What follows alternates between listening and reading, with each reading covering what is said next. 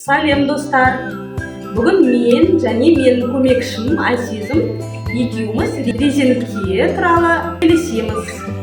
Резеңкенің қандай түрлері бар және резеңкенің қандай қасиеттері бар. Сенің алдында не бар? Резинка бар. Резеңкемен не істеуге болады? Созу.